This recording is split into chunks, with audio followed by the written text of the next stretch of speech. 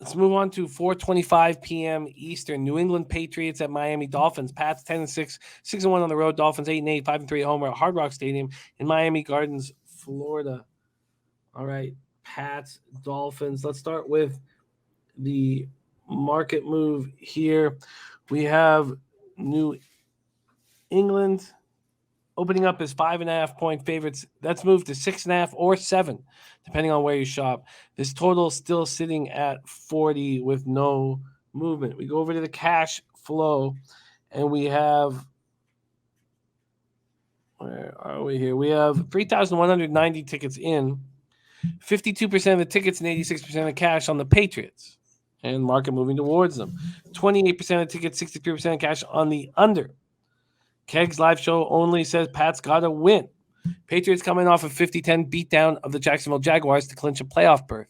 The victory snapped a 2-game losing streak and gave Belichick his 20th 10-win season as a head coach, tying Don Shula for the most in NFL history.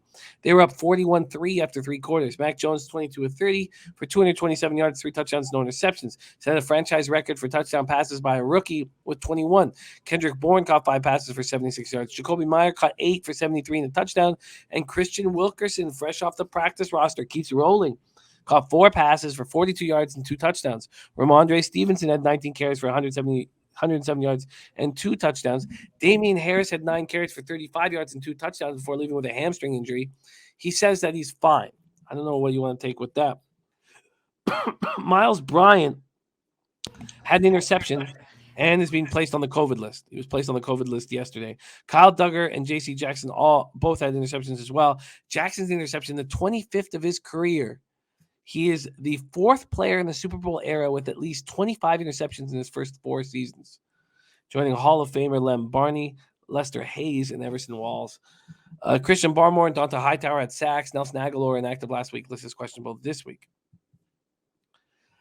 Dolphins had their 7-game winning streak snapped in an ugly 34-3 loss at Tennessee that ended their playoff hopes. Tagovailoa, 18 of 38 for 205 yards, no touchdowns and a pick. He was sacked 4 times, the season high for him. He also fumbled 3 times, losing 1 of them. Gesicki was the leading receiver, catching 4 passes for 51 yards. Jalen Waddle caught 3 passes for 47 yards. He needed 6 catches for the rookie receptions mark of 101 set by Anquan Bolden. He got 3. So 3 more. He's just 2 back, 3 more, and he has the record. Duke Johnson ran 7 times for 49 yards. The defense couldn't get stops or pressure. They finished with just 1 sack and 2 quarterback hits. Miami linebacker Landon Roberts hurt his groin early in the 3rd quarter. He's listed as questionable. And Sheldrick Redwine remains on the COVID list. Brady says, I'm waiting and taking Miami with the points. Belichick's going to keep this game close and limit turnovers. Pats just need to win and not cover, limit turnovers, and they win. They didn't do that the first game and lost. Take it away here, Bebsie. We have the Patriots and the Dolphins.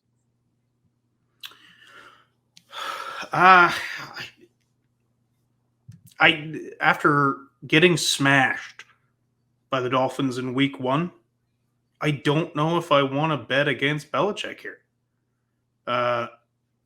An abysmal performance this week from Miami, but Miami's been great the second half of the season. That's no secret. So I'm not going to let last week deter me too much because the points are intriguing here. 7 points with Miami and the way, Flores has played the Pats. So I don't know. I've been flip-flopping on this game since I first looked at it. I do think I lean Miami in the points just because the spread is big. And look, Belichick can blow out a team like the Jacksonville Jaguars with this team, but in an important game against a division rival, I think he plays a conservative game here. So I think points is the lean. But damn, I do not want to bet against Bill Belichick with playoff implications, especially with the division still up for grabs. This is a tough spot. It is a tough spot here. Patriots, Dolphins. Again, I'm Prince of the City wondering if Bebsie is going to San Antonio. Good question. I hope he is. First time hearing of it. Big party in San Antonio last 2 weeks of March. Big one. Big one. Oh. Nutflush on said, I told you Pats would put up a big number on Sunday. And this week it'll be team total over again with the Patriots. So are you leaning towards Flores keeping this within 7? I think so. I think he's coached well against Bill. And I think their defense is good enough to hem in this Pats offense. I disagree with Nutflush Allen here. I think putting up big numbers against the Jags versus putting up big numbers against Miami is two very different things. All right, so no move at this point in Patriots Dolphins. No move. No. Heavy All right. lean Dolphins in the points. Heavy lean towards the Dolphins and the points. Let's keep rolling.